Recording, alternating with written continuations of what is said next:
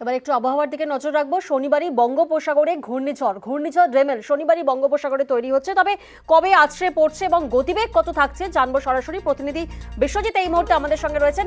বিশ্বজিৎ, যখন রেমেল আছড়ে পড়ছে তখন তার গতিবেগ কত থাকছে এবং কবে আছড়ে পড়ছে?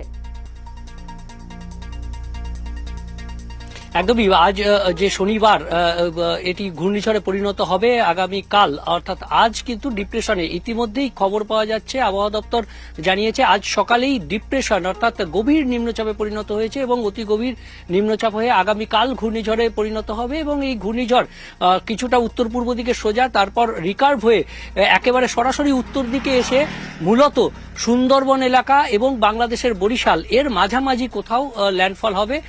খুলনার কাছাকাছি এটি ল্যান্ডফল হওয়ার সম্ভাবনা সব থেকে বেশি এবং রবিবার সন্ধ্যায় এই ল্যান্ডফল হওয়ার সম্ভাবনা সব থেকে বেশি। আবহাওয়াবিদরা এখন পর্যন্ত যেমন করছেন, জানার চেষ্টা করবো যে উপকূলবর্তী এলাকায় কি প্রভাব পড়ছে।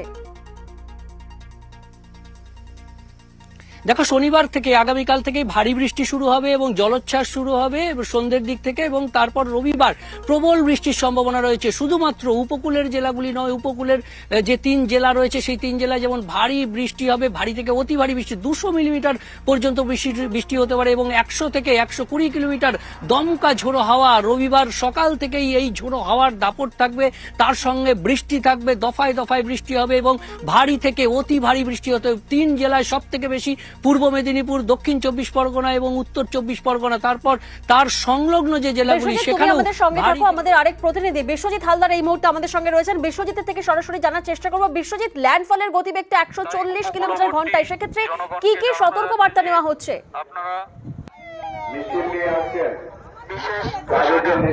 হ্যাঁ, দেখো, এই মুহূর্তে কিন্তু প্রশাসনের প্রথম যেটা সেটা হচ্ছে মানুষজনকে সচেতন করা এবং সেই কারণে গঙ্গাসাগর কোস্টাল থানা এবং যে উপকূল থানা যেগুলো আছে তাদের পক্ষ থেকে কিন্তু ইতিমধ্যে বিভিন্ন এলাকায়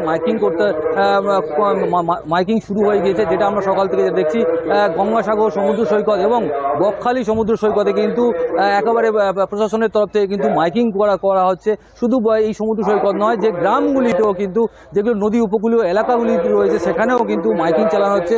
শুধু মাইকিং নয়, কাকদ্বীপ মহকুমা শাসকের দপ্তরে কিন্তু ইতিমধ্যে একটা কন্ট্রোল রুম খোলা হয়েছে, সেখান থেকে কিন্তু পুরো পরিস্থিতির দিকে নজর রাখা হচ্ছে। প্রশাসন কিন্তু কোনো রকম খামতি রাখতে চায় না। মাইকিং শুরু হয়েছে প্রশাসনের তরফ থেকে, মানুষজনকে সচেতন করা হচ্ছে। তবে কলকাতায় ঘূর্ণিঝড়ে কলকাতায়ও দুর্যোগ, কলকাতায় ঠিক কি প্রভাব হবে? আরেক প্রতিনিধি বিশ্বজিৎ সাহা এই মুহূর্তে আমাদের সঙ্গে রয়েছেন। বিশ্বজিৎ, কলকাতায় এর ঠিক কি প্রভাব পড়বে?